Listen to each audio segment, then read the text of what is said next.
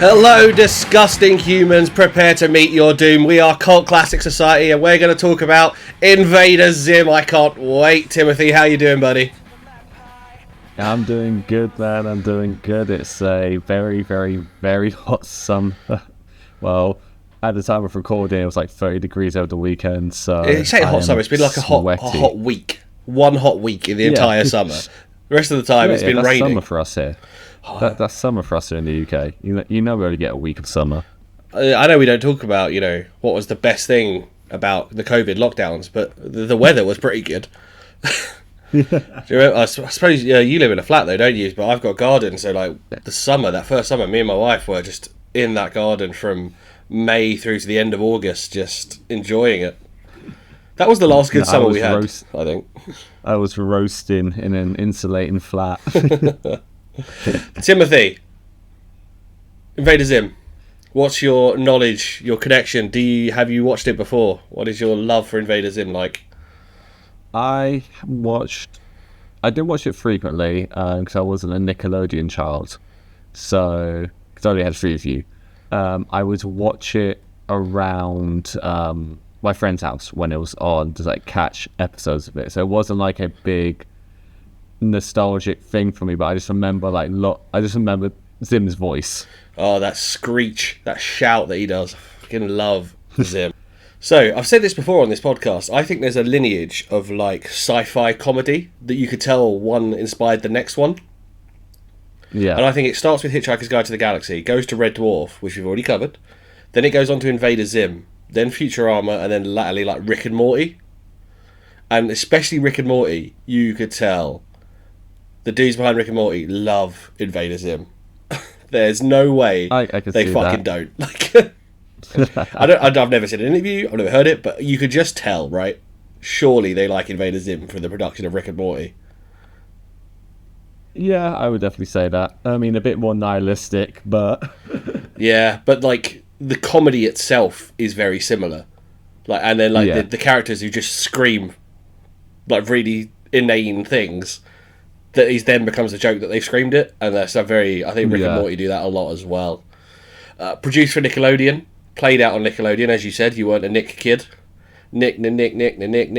I am probably going to give away something, but in 2 episodes' time, there's going to be another Nick product we're going to do. I can't wait. Fucking love Nickelodeon when I was a kid. We're going to start at the beginning, Tim, because where else do you fucking start? We're going with... At the end, of course. In your weird backwards world, Tim, I'm sure... Let's just jump to the Netflix movie. Let's go. I was going to make a joke about you putting on some dirty clothes and leaving, but Right, anyway, episode 1 is called The Nightmare Begins. I love these open graphics. We get this long version. We only get this in like in this episode, I think it is. This long version of the intro. And considering it's 2001 and it's Nickelodeon, I think it looks fucking beautiful.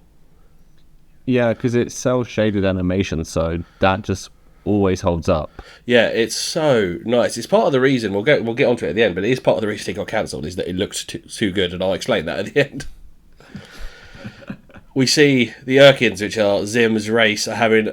They've got a convention hall planet called Conventia, which I think is beautiful. Yeah. And they're having a convention for galactic conquest. There are signings as well, which is really funny. Like, who are these, like, just warlords or some shit? There's a gift shop, and this is where we first meet those 2 of the best characters in this, who aren't in every episode, but they're in most, which is the almighty tallest. The Urkins, their leaders aren't elected or born to the role. It is whoever is tallest is the leaders. The almighty tallest. They're literally in charge because they're of their height. It makes sense, Yeah, one of them's a bit weird though, because they're kind of both a bit weird, because Zim's got kind of like maroony eyes, whereas and so have all the other little invaders, but the tallest, one's got quite bright red and one's got purple, so it feels like everyone else is like between them. Is there a suggestion that these 2 are the ones that have like birthed them all? I don't know. Could be. the tallest argue about lasers and smoke machines for their show. One of them gets blasted in the eye. And they're going to launch Operation Impending Doom 2. What happened to the first one, you might ask? Well, I'll tell you in a minute, Timothy. They pick out some of the elite soldiers to go and scout and make the planets they want to invade vulnerable to the big spaceship gang, as they call it, but it's the Armada. Yeah. One of the members of the audience is excited about this, no one else is. The first gets assigned to like a killer rat planet, and then for some reason they change their mind and send him to the planet with the comfiest sofa in the universe, which is where I want to go to. Yeah, exactly. And we now find out the reason that Operation Impending Doom 1 failed. Zim is arriving. He is late. And he did get an invite, but he, decided that it was a mistake that he didn't get an invite, and he's banished to Food Courtier was a mistake. Yeah. I've got the name of Zim's voice actor, which is Richard Stephen Horvitz. I remembered that distinct voice, and I was talking about it with a friend yesterday, actually, and he was saying, he said he remembered Zim's voice being quite lower. So I showed him an episode of Billy and Mandy. He's like, that's why I get very confused. It's the same role. He just like reduces it slightly. Just takes the pitch down. Yeah, despite a tone, despite one tone. Grim Adventures of Billy and Mandy, I do remember it, but it was a bit after my time, I think. That was my time. Yeah, it's kind of, 2003, 2004, around that time, was it? Yeah, 2003 onwards. I think it lasted about, 5 years. Yeah, and I think it was also aimed at kind of kids as opposed to Zim, which feels like it's aimed at teenagers. Yeah. The tallest point out that Zim is very small and therefore can't be a good invader, but he says the blood of the invaders run through his veins like rubber pants, which I don't get, but it sounds like a bottom reference, so I'll go with it. And then he says, the pants command me. The pants command me. So the tallest decide they are going to send Zim on a mission. They send him to the planet that no one dare speak its name. What is it? I do not dare speak it. And do you remember what they did? So they've got this kind of big holographic screen. Yeah, and they put a little post-it note at the end, which is secret planet. With a question mark on it, just outside of their usual scope of view. We jump to Earth and we meet Dib.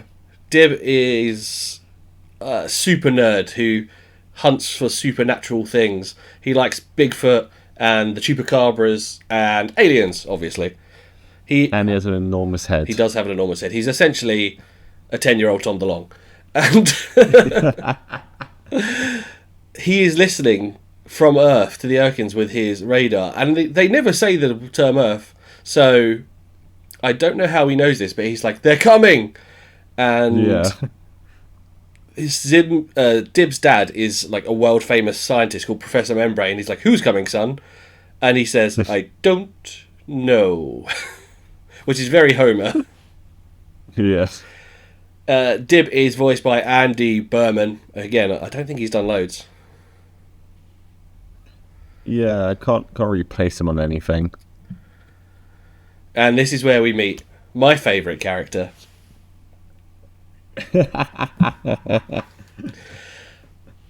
All of the invaders are given SIR robots, which apparently stands for Standard Issue Information Retrieval Unit, which it would actually be SIR, but let's not talk about it.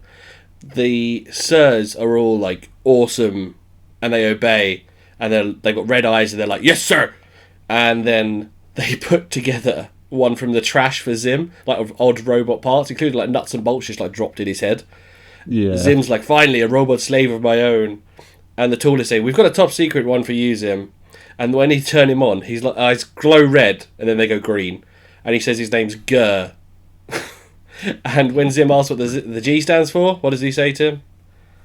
I don't know. I don't know.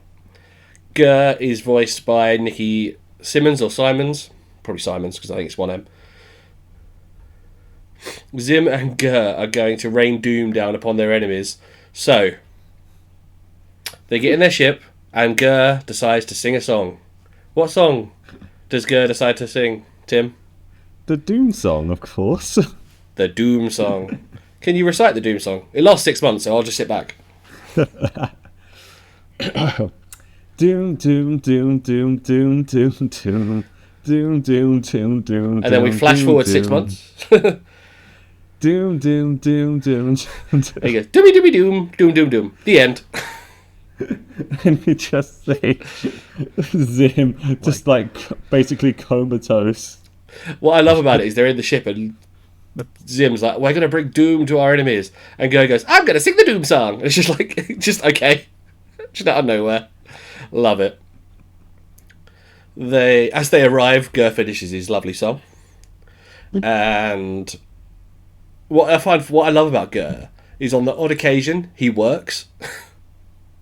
But just not very often. They're sweeping over in their flying saucer first. And he says, yes, sir. And then he's like, Gur, what did you uncover? And he looks at him, his eyes go back to green. He goes, I saw a squirrel. He was doing like this. It's just like, God damn it. They land in the cul-de-sac, decide what disguises they're going to have. Gur wants to be a mongoose. Yeah. Zim does not let him be a mongoose. He has to be a doggy. In a green... Little green dog for some reason. And Zim's outfit is just a pair of contact lenses that turn his like maroon eyes to humanish looking ones, and a wig. Yeah. That's his disguise. He's still green, Tim. Have you seen that meme going around of, I never believed that no one would know that Clark Kent was Superman until I saw Zooey Deschanel without bangs or glasses? Yeah. Because she looks like a different person. Yeah. I'm like, oh, maybe they wouldn't notice. Well, there was that whole thing when Henry Cavill walked round Times Square dressed as Clark Kent and no one recognised him. Well, there you go. There you go.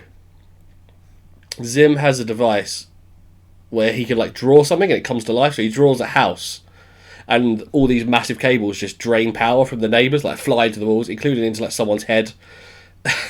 And what I love is right before that he says, we can't afford to make a sound. And then just terraforms a house. And it's so noisy. It's like... And all these like foot wide cables smash into the walls. Yeah. Zim walks through it. Because he's short, he obviously looks like a child. So these fake robot parents that welcome him in, and they're useless. Yeah. The house looks fairly normal, if a little bit grim, like disgusting. But he's not really caring about the interior. No, it's very Nickelodeon of the time, like Ren and Stimpy, all about slightly like gross cartoon. Yeah. There's a lift in the bin, and it goes down to the lab, which is very Dexter's Lab / Wallace and Gromit. Like, goes through a tunnel, and he lands in the lab. This is where Zim realises his contacts are scratchy, and he takes his eyes out. Zim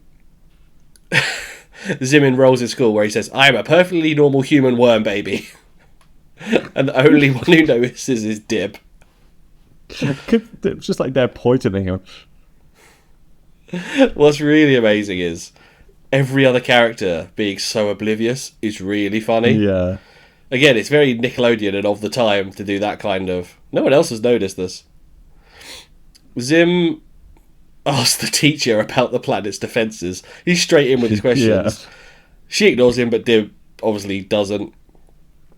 Dib asks why no one else can see the alien, and they're like, where? And they just like look around the classroom. My favourite thing is when Zim starts to get like panicky, like, oh no, they're going to realise he has a self-destruct sleeve. It almost ended in the first episode. Dib points out that Zim's got green skin, and he says it's because of a skin condition, and then all the other kids think he's a bully. That Dib's a bully. Yeah. There's also a really old man kid as well, which is quite funny. Yeah. Then they're like, this is the time you said you saw Bigfoot in your garage. He's like, he was using our belt sander. Fucking Dib. Tim, I don't know if this isn't a compliment, but you've got real Dib energy.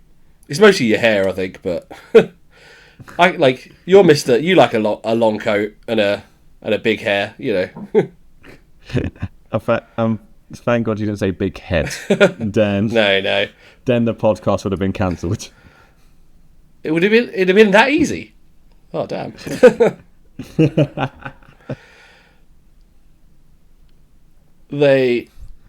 Also, they almost believe Dib about Zim until Zim like throws his voice and just goes, "I'm crazy," and pretends it's Dib, and they all fall for it. Yeah. Dib confronts Zim and has something that he's ordered from a magazine that looks like handcuffs, but apparently it renders aliens unconscious. I don't know. They have a really great chase scene where they run through town, and what's funny about this is Zim runs like a coward. Like this, Yeah. considering he's so maniacal, sometimes he's like piss scared of Dib. Oh yeah, he is a useless invader considering his biggest rival is a high school kid. Yeah, I suppose, but what Dib's threatening is to hand him over to the government, so... Yeah. They end up on top of the school bus, which is really great until Zim gets launched off and attacked by a dog. And he slips out. Dib tries to find him in the yard, and he climbs on top of the fence, and Zim slips out underneath and kicks him into the yard with the dog. Yeah. Which is such a Tom and Jerry sort of moment. Yeah, so good. Yeah. Zim calls Gur, who arrives in disguise, but he's flying with rockets from his feet. So he's not a great, Not much of a disguise. not a great dog then. disguise. And when they get back to the house, Dib knocks at the window, and they're like, "Your friend's at the window." Yeah.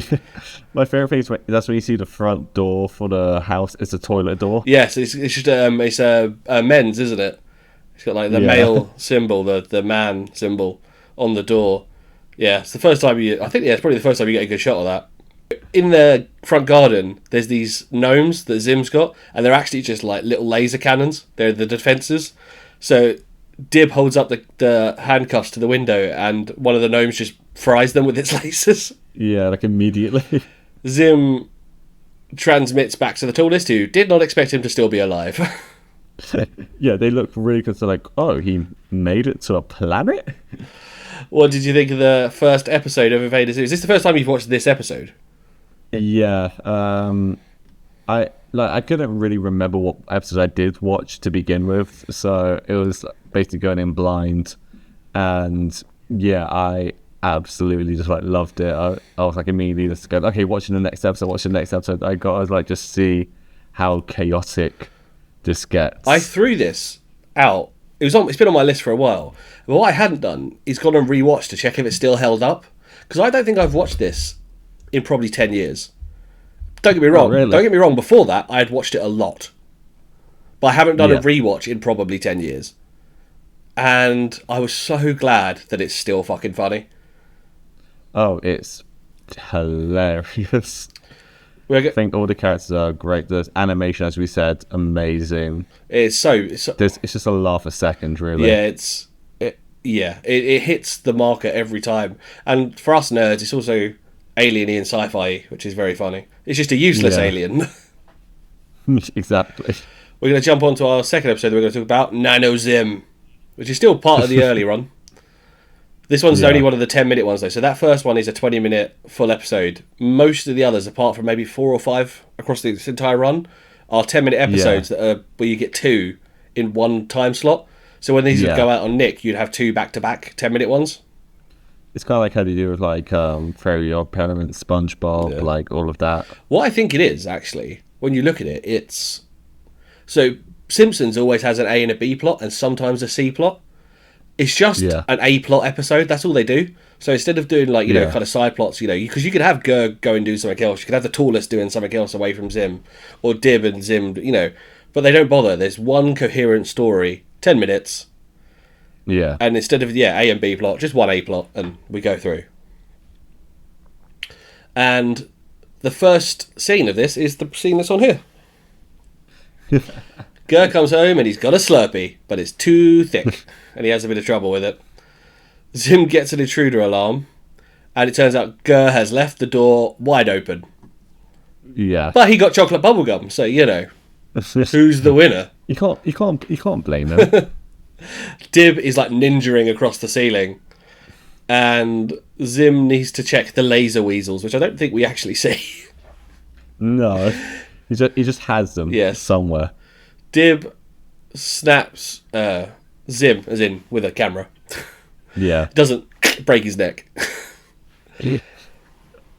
And he takes Series over. Yeah, done. Done.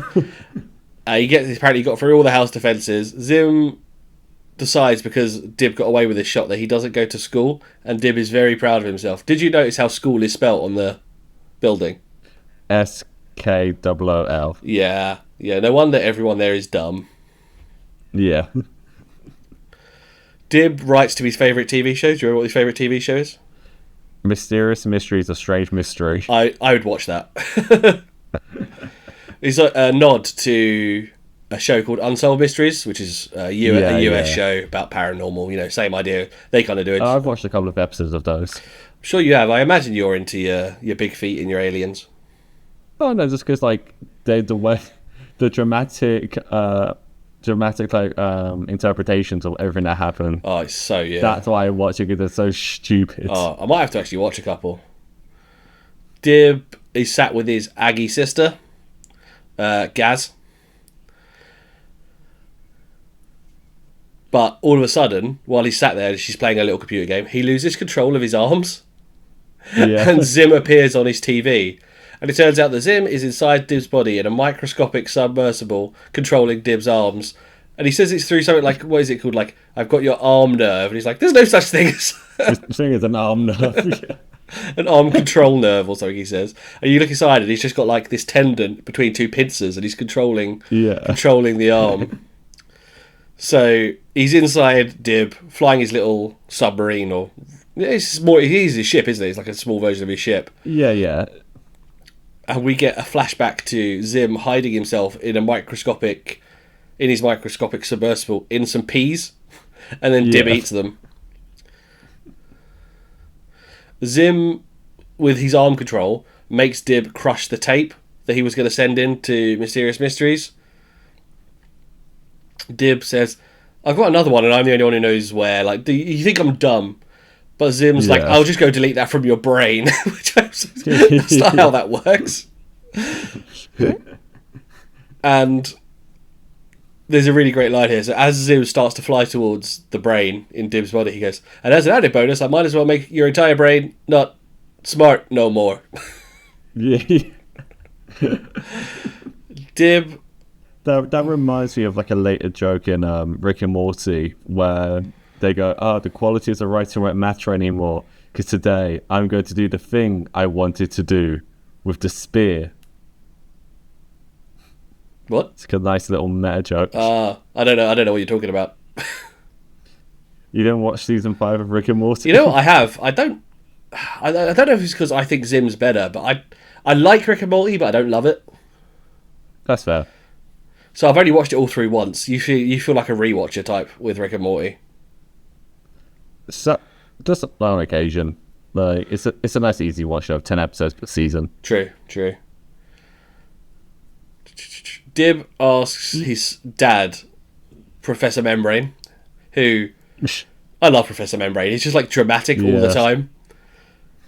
He says that he's got a nano ship that is remote control, and his dad's like, oh, it's not a toy. He just runs off, gets the nano ship, and he controls it. Inside Dib, we see the nano ship coming in to confront Zim. And did you notice Zim has planted Urkin flags all in Dib's body? Yeah. He's taken them. He has conquered them. They are his. Gaz comes in and asks what the game is that Dib's playing. So obviously on the screen, it's the inside. It's what the little robot submersible that he's controlling can see. Yeah. So it looks like a video game. And then Gaz asks, this is ahead of its time, if you ask me. Is that Zim? Is this online? Because this is like 2001. Yeah, like online gaming that was just started at that point. Yeah, but to make a comedy on a mainstream station like Nickelodeon, make a joke about it, that wouldn't. Yeah. Most other places wouldn't have done a joke about online gaming in 2001. Oh no. Also, I would say my favourite thing was when so Gaz asking, "Oh, what game is this?" Goes, "This is no game. This is my life." Yeah, some gamers are like that with some things, aren't they? I remember a lot of World of Warcraft players being like that back in the day. Oh, so should I say World of Warcraft? Fucking nerds. No, really, we love you. I've got loads of friends who are Warcrafters. Gaz is voiced by Melissa Farn. Zim is near the brain, but Gaz is the assistant that she wants to play. Yeah. Zim flies past the mouth So like through Dib's mouth. So Dib realizes he's on the camera, and he decides to swallow to make Zim go like back down. But this is where Zim proclaims that Dib must now prepare for some doom. Gaz is trying to tell Dib how to actually control the robot, and we see through the series that she is an avid gamer. She's constantly playing video games. Yeah. The little Game Boy she plays is called the Game Slave, and we find out later she queues up for the second one, but she's late because Dib has to go because of Dib. Yeah. Yeah, it's a very good episode, that one. Spoiler alert, I did binge the whole first series after this. Yeah, you did. Good boy. Dib is shit at controlling the robot / playing the game. Zim is bored and he fires some electrical wires into the nerve again, and he's like, "You have arms like noodles!" Oh no, sorry, Dib screams, "I've got arms like noodles," and that's where Gaz takes over. Zim gets to the brain and attacks it, and Dib says, "Knowledge losing, brain, poop." Zim does manage to delete the tape's location, but Gaz catches up with him before he can fully fry Dib's brain, and she kicks his ass. I love that you see like Dib physically react to the fight happen because his body's getting flailed around. Well, the fight's happening like on the outer edges of his brain. These two little robots, essentially, and like every time a laser misses, it hits his brain. He's like drooling and everything. It reminds me of the Futurama episode when Fry goes inside his own body to take out the tapeworms. Oh yeah, very much so. It wouldn't surprise me again. You'd have to look who the writers were on that episode, but they may well have been inspired by this. Gaz wins the fight, gets control back. Zim's ship is fucked, and we end the episode with Dib pooping out Zim. Yeah. Enjoy that episode? Loved it. It's hilarious. Gaz quickly became one of my favourite characters. She's so good, right? Do you want to take us through the next episode? Yes, please, because this was my favourite. You know what? We didn't even talk about this. I just had a feeling it was going to be. That's why I asked if you wanted to do it. Dark Harvest, so Timothy. Take it away. Dark Harvest. So it starts off with everyone like just playing dodgeball in the playground, you know, as kids do. Just like heavily like throwing at each other. I believe it gets like thrown at Dib and Zim, you know, hurting them. So then they go back into the office. Oh, you missed a great joke there. What's the joke? Zim thinks it's really funny when everyone gets whacked by the ball until he gets hit in his squeedly. He gets hit in his squeedly spooch. Squiggly spooch, and Dib goes, "No human has a squiggly spooch." I love that they just clearly jammed two made-up words together. So funny. So what I love is that Dib then orders an organ scanner. Yeah, to be delivered to the school. Yeah. And so, what point does this happen? He wants to get out of there because obviously Dib is going to scan his organs and show everyone that he's an alien. So he tries to get out of there and he says, "I got head pigeons." So yeah, a pigeon just comes in and lands on his head, and the teacher's like, "Oh, you got the head pigeons, you got to go to see the nurse."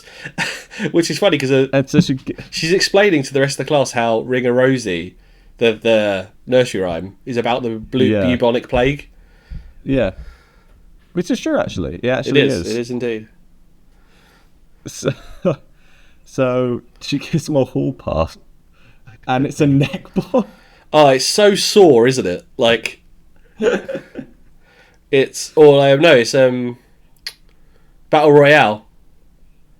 They get the neck, the things around their neck that explode if they don't play the game, right? So if Zim tries to leave the school grounds, his head will blow up. Yeah. So he leaves and he has to go to the school nurse to try and get out of it, and he runs into the hall monitor. And that's when he goes, "You're full of organs, aren't you?" He goes, "I sure am." No, he goes, "Well, yes, I am." And so he then takes out, I think it's a whole monitor's liver. Yeah, he says, You won't notice if you're missing a few. Probably not. Yeah. He pulls out some device. Yeah. And he seems to have swapped. I think you said it probably is the liver. But he swapped the liver with the hall pass. So inside this boy's body is now the hall pass. So Dib is realizing that Zim has been gone for a very long time. So he breaks his pencils in half and sticks one up his nose, and goes to the I got a pencil on my nose. Like, how deep is it? Very. So Zim then gets to the nurse's room and sees the assistant, and basically takes out her brain and replaces it with a fizzy drink. Yes, he has.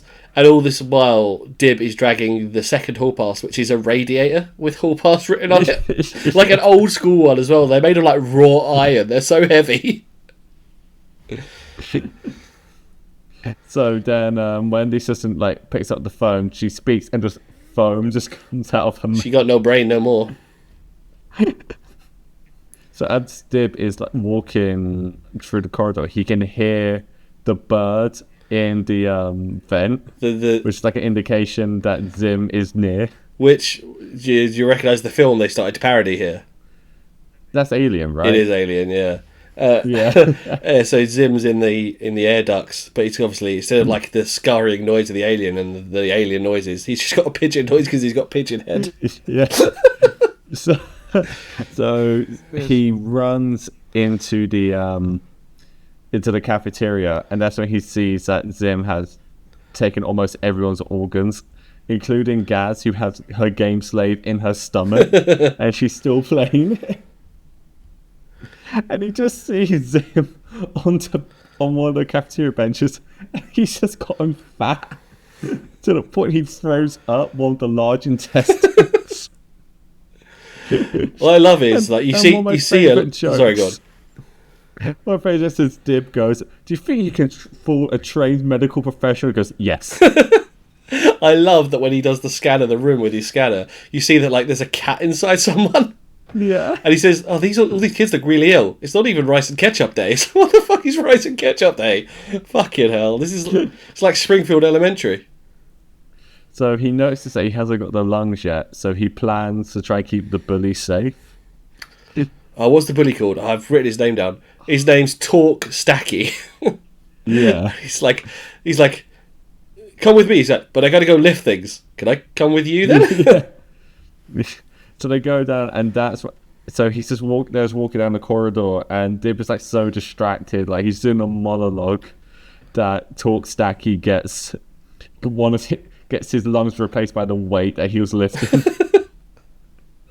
He goes, "No, Talk Stacky." Dib makes a run for it, and he ends up in the boiler room, that's where Zim catches up with him. Very Mick Foley. And so then Zim replaces Dib's organs with the big hall pass, and they're both in the nurse's office now. And the nurse goes up to Zim "Oh, you're a nice human boy." Then goes to Dib and just scans, does an X-ray, sees the radiator in his stomach, and just goes, "Not human." Gets arrested, and the newspaper goes, "Cyborg kid." And it just then had a picture of Zim, goes, "Healthy human boy." Well, there's a few great jokes in this end scene. The teacher comes up and he explains, goes, "That one has head pigeons, that one's just annoying." And then, honestly, my favourite episode. Yeah. Dib says, "Your plan won't work." And Zim says, "You talk crazy, Earth boy. More organs means more human. It will work." And that's when the nurse says, "Such healthy and plentiful organs." That's what I mean. It's a joke a second. I couldn't write them all down because I was just so busy laughing. I was pausing constantly. You obviously enjoyed that episode. You said that was your favourite. Loved it. We jump into the next one, which is Bad Rubber Piggy. We start with an episode of Probing the Membrane of Science, which is Dib's dad's show. He's kind of the Bill Nye the Science Guy of this universe.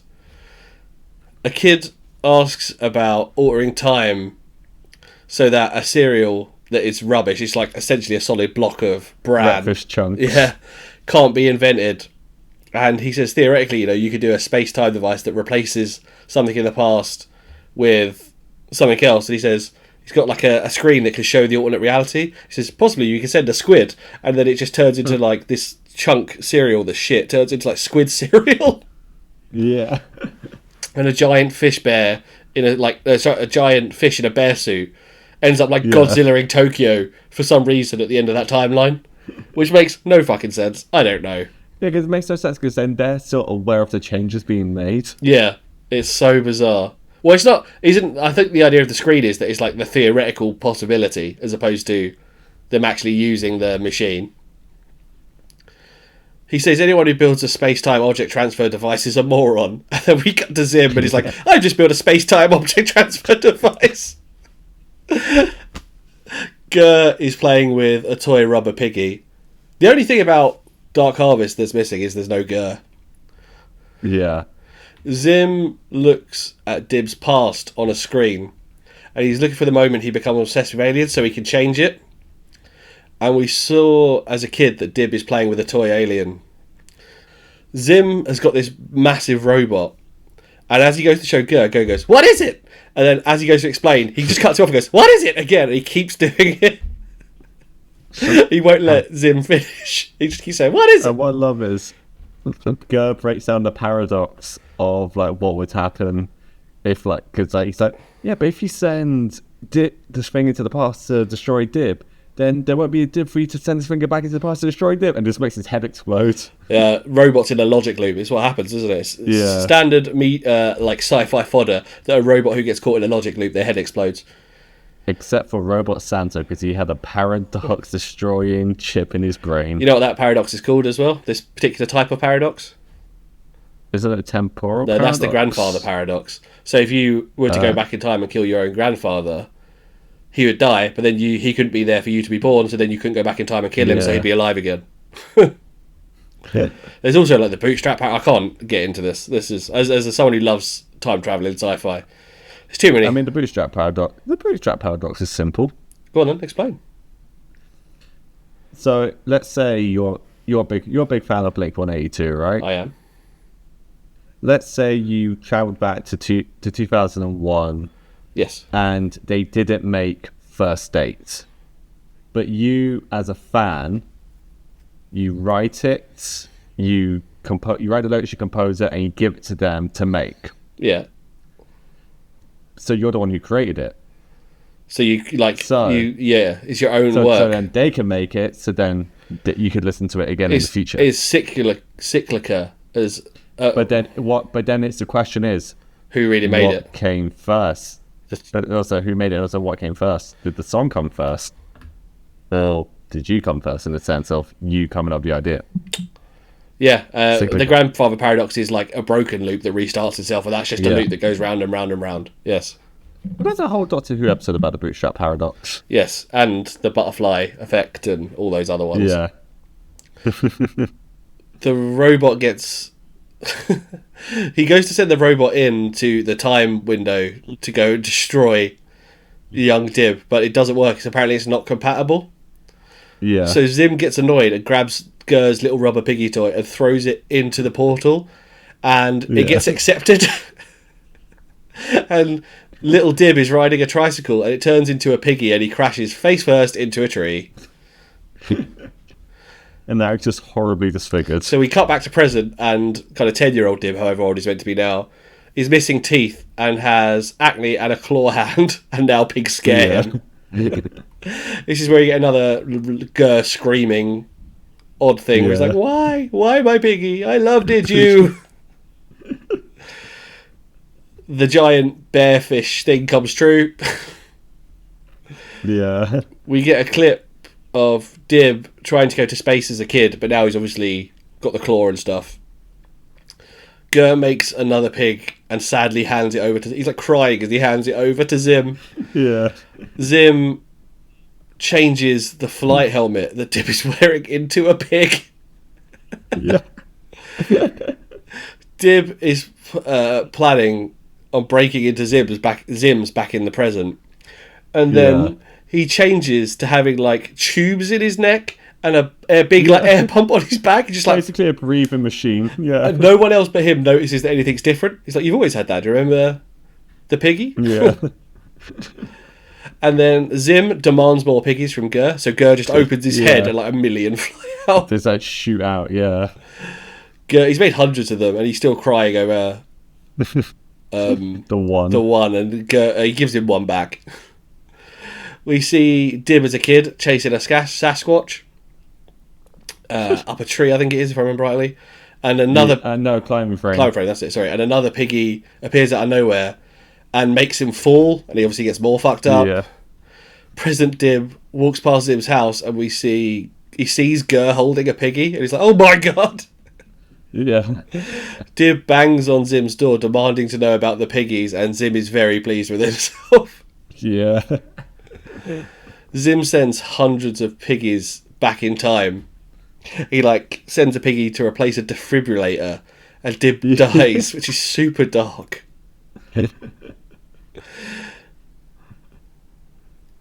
But then that makes Dib stronger, because it's then revealed in the past that his dad's like, I'm going to create an exoskeleton to bring my son back to life. Yeah, he's essentially a transformer now. Yeah. I don't know if you noticed this, but on the wall, as we kind of go through the house, there's a really cute family-style picture of Gur and Zim, like in their outfits. Oh no, what's that? Zim launches more piggies into the time machine because the machine's told him that Dib is still alive, but he hasn't seen like cyborg Dib yet. Dib fires rockets at Gur, who's like, ah! And he like, jumps down the toilet, which is obviously another portal down to the lab. Yeah. Gur has the last piggy, and Zim's like, why aren't they working anymore? And Gur says, yay, we're doomed. He's got an obsession with being doomed. Yeah. Zim decides to warn himself in the past to not use the time machine. But as that's about to happen, Dib jumps through the wall. Zim chucks the piggy into the machine at the last second with like a note written on it that you don't see. Yeah. And Dib gets turned back to normal, and he's happy that he's back to normal until a garden gnome comes and takes him away. Yeah, just beat him up. He cuts back, and Zim is holding his brain in his hand, and it turns out the brain and the piggy were the things that were swapped in their places. Yeah. And yeah, we cut there. I assume Gur fixes it somehow. Yeah, somehow. Throws the brain back Eventually. through and it got replaced. I don't know. Yeah. You like that episode?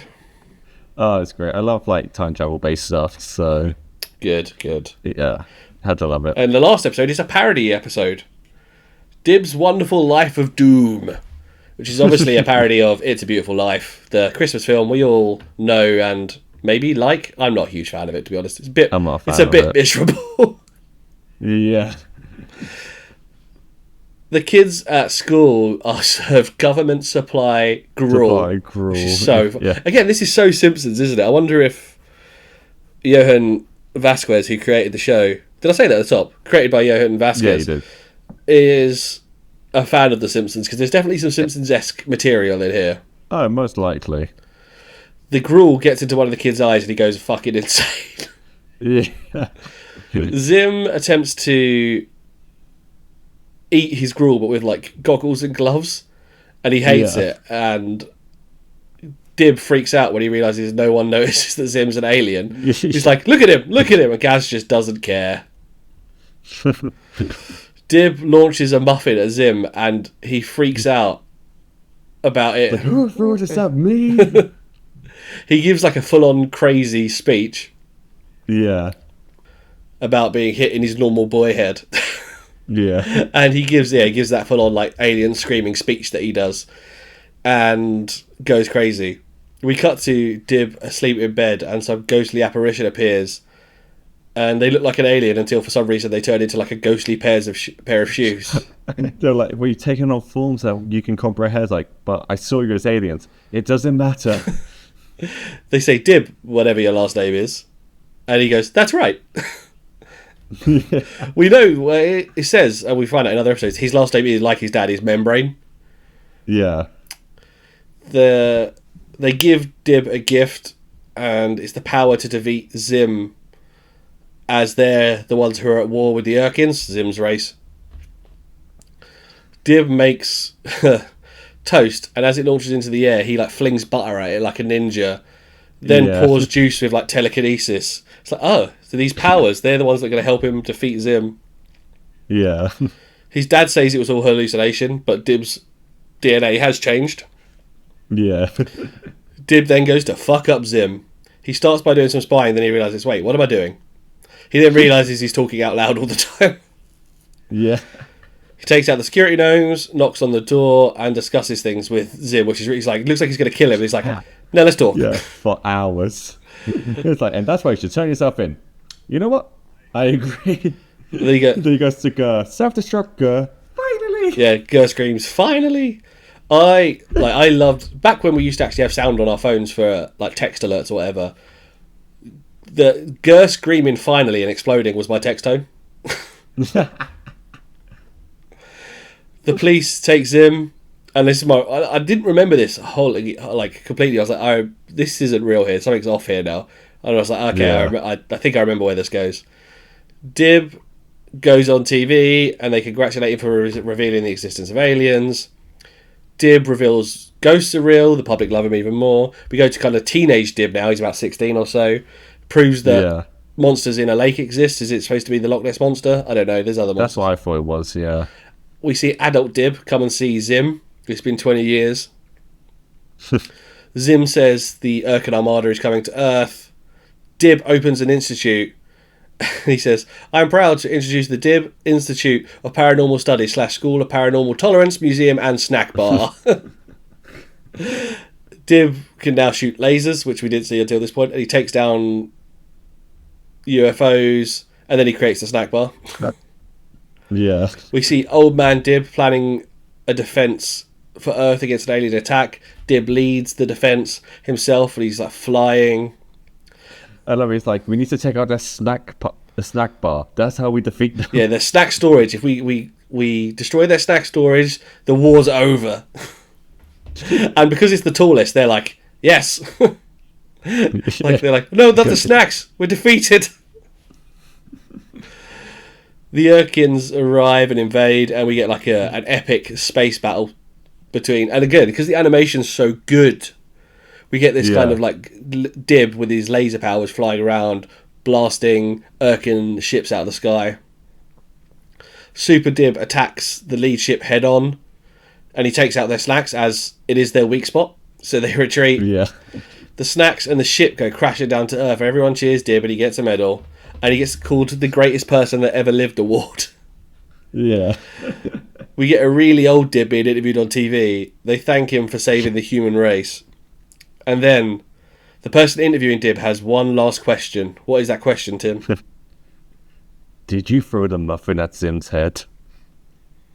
And everyone in the studio, he says, well, yeah, I did. And everyone in the studio starts laughing like Zim. Yeah. And it's like, it all disappears and it's white. It's like a holodeck from, I've not really watched this, but I understand they have one, from Star Trek.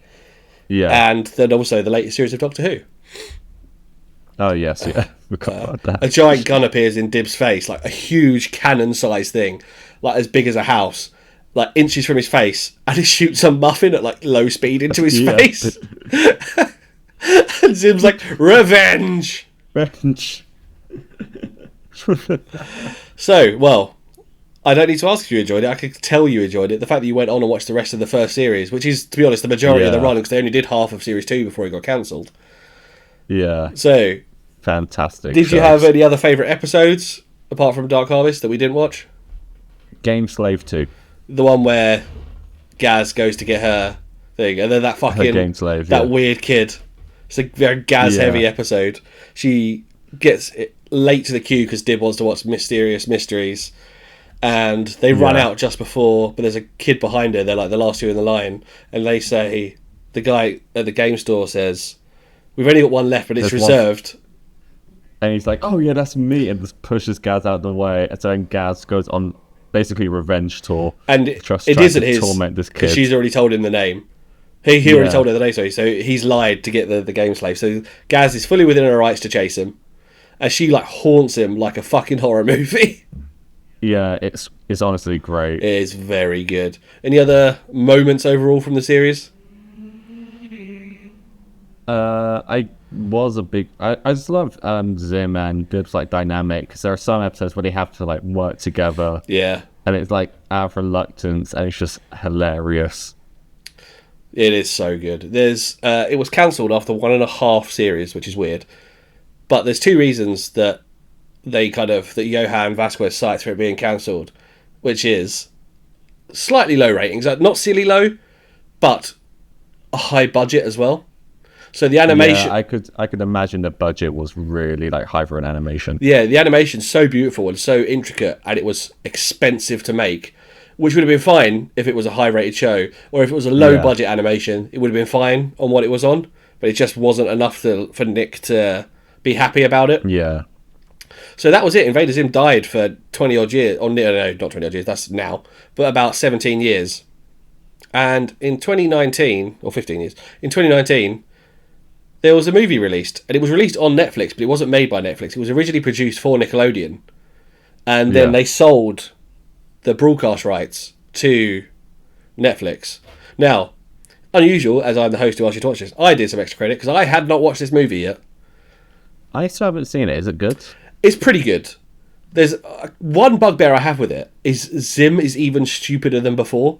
He's like closer to Gurr than he was before.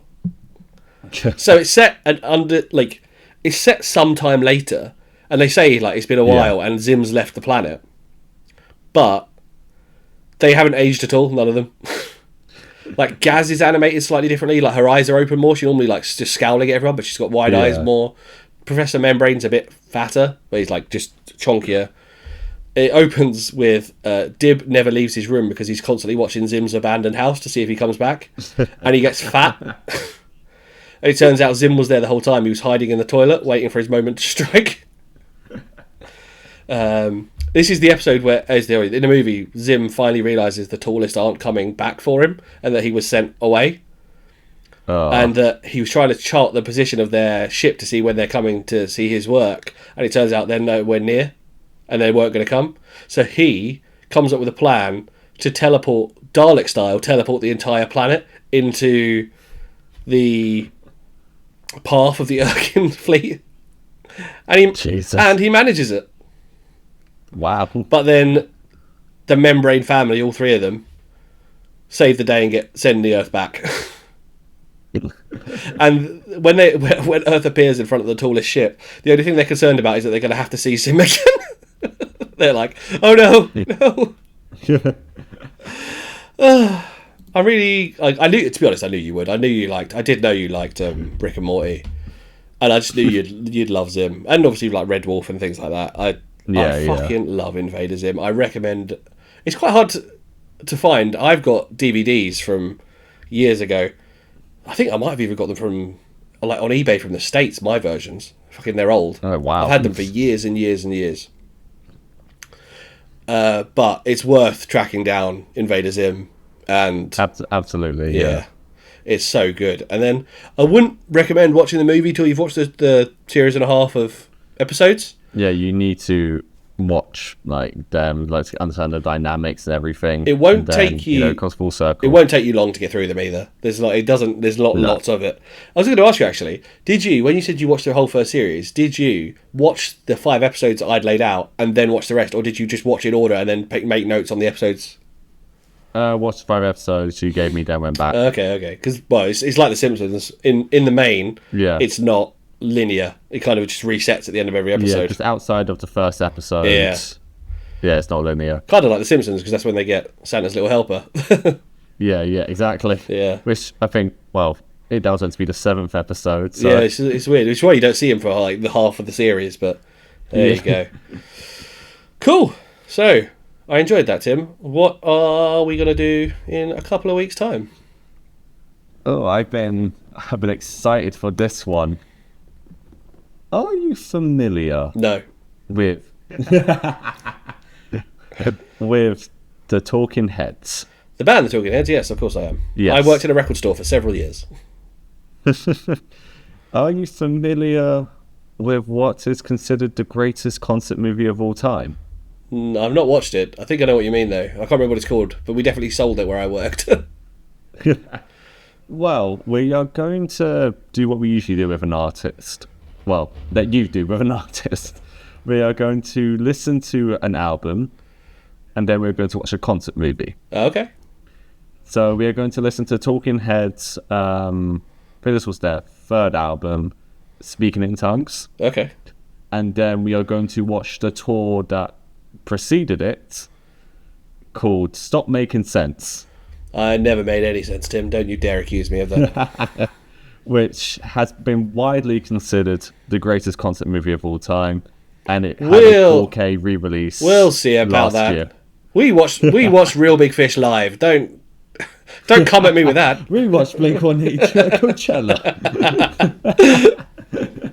Yeah. Oh no, I'm looking forward to that. I have listened to some Talking Heads. I wouldn't say they're in my top bands, and they're not one I've listened to a complete album of. So yeah, let's do this. Cool. They're one of those bands, aren't they, that I'm going to know like half the songs without realising that I know half the songs. It pretty much, yeah. They are in the they are always been in the public consciousness. They're in the zeitgeist, Tim. Yeah, I mean, Simpsons have made reference to them a bunch, so. Yeah, a guy I used to work with was a huge fan. And he used to put them on at work, so I've definitely heard most of it, I think. Yeah, most likely. There's 2 pigeons outside my window, and I'm worried about catching some head pigeons. Sorry. All right, Bobby, where can they find you on the socials? At bdavies_creative on the Instagram, where I put up graphics from mostly wrestling, and then I've started doing stupid videos about being a dad. Yay!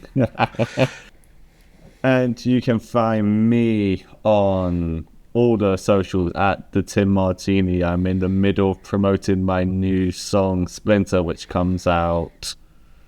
It'll be coming out a week after this song, so you can find out on Spotify and everything. I got the vibe from the video you put out yesterday or today. Was it you put today? Yeah, day of recording. Full like Dalton Castle and the boys vibes going on, right? You've got your boys. I got my boys. And of course, you can find us, the pod, on all socials at Cold Classic Society Podcast. Or at CC Society Pod. Yeah, if you don't want to type in the full name. Yes. If you just want to tag us. Like, the socials are not as strong as they probably should be, but we have got some plans in the future to kind of move stuff along, maybe in a slightly different direction, especially with socials and other things. Yeah. So just bear with us with the social stuff. We will keep posting odds and ends. Tim found an amazing video of Rick Mail advertising Nintendo recently, and the first thing I said to him was that has to go on the socials because it's one of my favourite things I've ever seen. There's a very like bottom-esque like Richie joke towards the end of it where what is it he says, he's like, aren't you that talentless celebrity? He goes, what, me? No. And he just walks off. It's like that talentless celebrity that women find repulsive. It's like, he's mad, I tell you. It's definitely like Nintendo hired him and he's come in, he's gone, I've got this funny idea for a joke. They're not they're all screaming about how hard these levels are. Apart from the guy who's doing the hardest one, who only cares about the fact that Rick Brow is repulsive to women. Yeah, so good. Good find, Tim. I don't know. I can't believe that one's like missed me. I've skipped that. That one skipped me by. And of course, if you're listening to us on Spotify, give us a nice 5-star rating. And if you're watching us on YouTube, please hit like and subscribe, and hit that notification bell when you get notified about the next episode. Yeah. Thanks. I've been Tim Martini, and I'm gonna sing the Doom song now.